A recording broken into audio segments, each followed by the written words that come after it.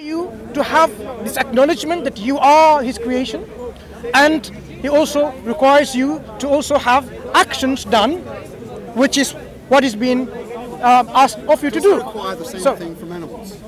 From what? Animals. No, animals follow instincts. God created them. So we're different. We are different from animals, and clearly you can see that. Certain animals can be clever. God create us so recently compared? The universe is 14 billion years old. The Earth is 3.5 billion years old. We've only been here, at best, the last million years. Mm-hmm. So if the last universe was 14 years, we've been here 5 seconds before midnight. So if we're the unique animal that he wants to test, and we're the apotheosis of creation, why did he only create us so recently? God says in the Quran, كُلَّ يَوْمٍ هُوَ فِي شَأْنٍ. This is in Arabic Quran, right? Every day, God is with new affairs. So we don't believe that God only creates and that's it. Continuously is there. We are part of this creation that God has told us. Yes, of course.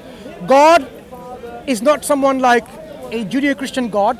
He created 6 days, and on the 7th day he rested, and because he needed refreshment. Don't use words which is not there. The Jewish and the Christian Bible says God created in heaven and earth 6 days, and on the 7th day he rested, and then he got refreshed. So I'm not sure whether because of tiredness or whatever reason. In Islam, no. God doesn't need refreshing because he creates and he doesn't get any kind of... Why does he need us to worship him? What's that about? Can I answer one question at a time? I'm sure as an atheist you have billions of questions. I'm gonna take an hour to answer one question.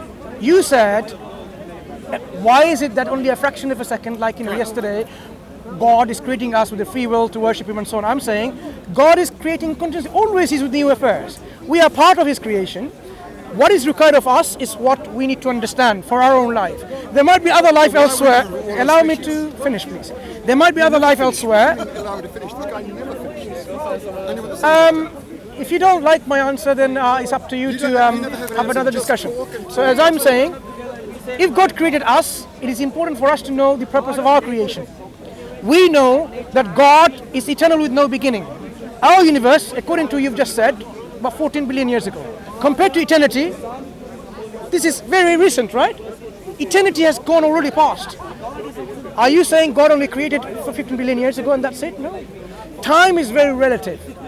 Time is very relative. So you must understand that, okay, when you talk about now or later, if I said God created human beings, suppose now God created human beings, the moment he created the universe, you will say, why not later? You can ask this came first. You can ask all these zillions of questions. You can never be satisfied saying, for example, a clear example, Muslims pray 5 times a day. You will say, why 5? Why not 3? Why not 4? Why not 6? So if I say, okay, 4 times a day, okay, why not 7? This is the kind of questioning people have. No. I have seen people saying it. So what I am saying is this.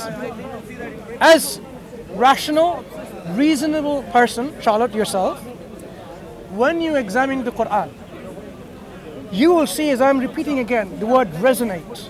The Quranic teaching will resonate with your heart and your mind. There are certain things which you might find not palatable, and this is for this reason. Because you could be a vegetarian, the Quran says you can eat, appropriately slaughtered animals, like a cow or a sheep and so on. If as a vegetarian you might say, how can you take a life? But that's your own outlook of life. What is God? Vegetarianism is not what God created us for. For example, I have to make this link because some people become very emotional in their outlook of life. We have teeth, canine teeth, designed specifically to bite and chew meat. We have in our stomach enzymes to digest animal proteins. So in our makeup, we are not made vegetarian. Sorry? Whatever you say. In our makeup, we are not made vegetarian. We are made to digest meat, consume meat. So if someone, because of the vegetarianism, are you vegetarian? Are you vegetarian? Right. If someone, because of the vegetarianism, say, how can I accept the teaching of the Quran because it says you can eat meat? You are creating a false obstacle. The vegetarian. Why can't you eat pork? False obstacle. Why? Because you're taking your own understanding of life, saying, I'm not going to take any meat, and saying, this should be the poor? this should be universally applied, and that means I don't accept the teaching. So yes, you'll find like the teaching of war. Quran says, fight those who fight you, but do not commit transgression. Some people might be very pacifist and don't like it, but that doesn't stop from understanding that fighting sometimes is a necessity. If England is invaded by France now, do you think the English people, the English army will sit there and exchange flowers? Of course not. Well, I don't have to even, tell you the reasons why fighting can be justified on some occasions. When the police often employs violence to stop a criminal, are you going to say, why? Why are you violent? Because the police might shoot someone on the feet from stabbing another person because this guy got a knife. That was violence, shooting someone on the feet. But that violence was justified to prevent harm because that was a clearly criminal intent.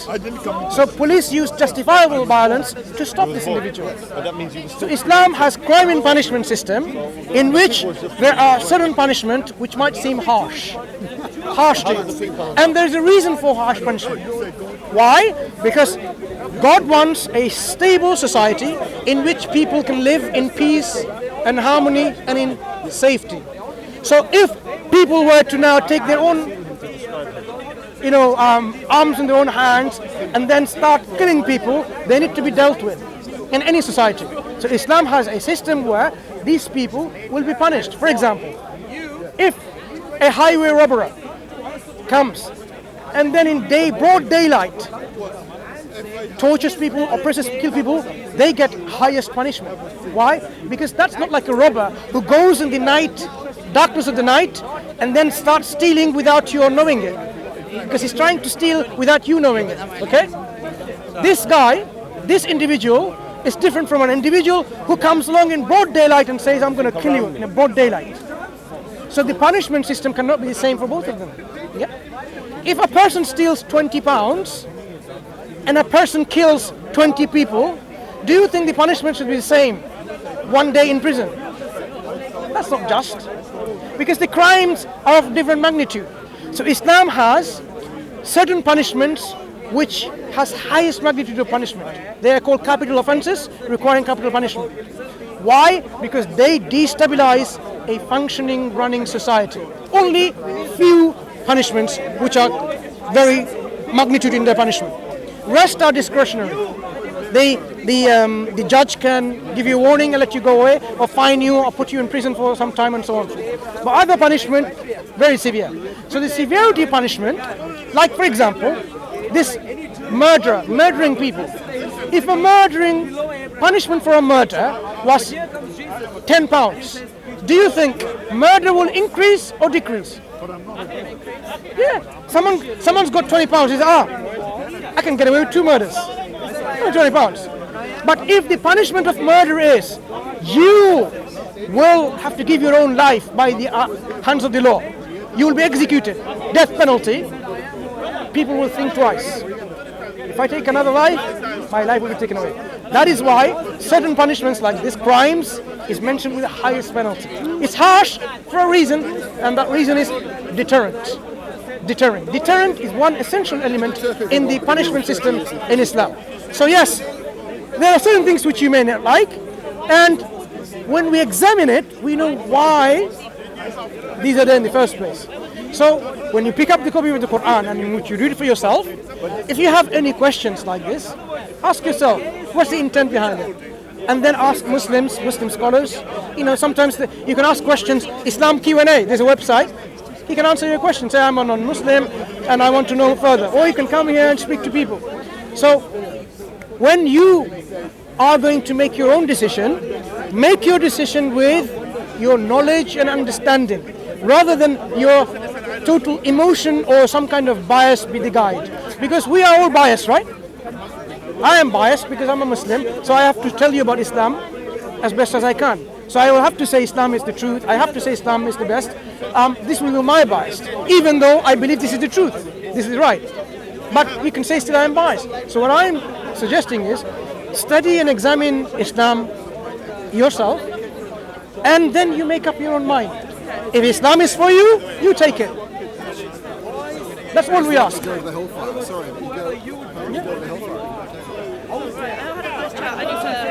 Sure. I need to go. I've been here a long time. You take care, all right? Thanks, nice chat though. That's right. We actually don't shake hands. Sorry, Don't be sorry. Don't be sorry. Let me explain to you very clearly, very briefly as well. Yeah. Do not be offended. I apologize if you're offended. I apologize. I'll tell you the reason. We operate with an Islamic system whereby the relationship between man and woman, we have this sacred distance in which, if it's my mother, my sister, my wife, and so on, my close relatives, which I cannot marry, for example, others, I can shake hands, right? But if it's another Muslim sister, whether she's observing with full veil or not, I cannot shake her hands. Why so? Is because when we start shaking our hands, we have been totally really not, because this is societal conditioning. Physical touch is a communication method. When we touch someone, suddenly electricity, where suddenly you feel something about someone. Something can come in, so we don't want anything to come in between physically of attraction and so on. Things can happen, right? You can have a very gorgeous man shaking your hands and you feel for him, right? That's it. You fall in love already because that was the chemistry done. So no. You should have there's a barrier in between where we should respect you and I cannot look at you with lust and so on and so forth. Neither can you look at me with lust. If you want to have a relationship, that relationship is in marriage. So that's why me and my wife shake hands, but me and someone else, we cannot. So a Muslim sister likewise cannot shake hands with others. Some people often don't understand that. So when Muslim patients, Muslim women for example, go to a doctor and the doctor wants to shake hands and they don't, and they think they're unsocialized. That's not the case. It's because their religion tells us not to, because of this reason. Because we respect you and respect your privacy and your private space, where we think these things, even though it's become a normal custom, but woman to woman is fine, man to man is fine. But the society has gone so differently where they're saying free mixing is okay, it's okay, but there is a limit to how much we say it should be this boundary between us. Because you never know when the third person, Satan, comes in between us and starts giving you thoughts, okay, and diverts us from the pure intention and relationship.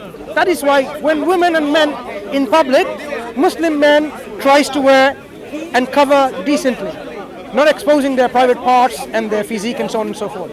Women likewise, they cover and dress in such a way that doesn't show up their beauty and their curves and so on. Yep.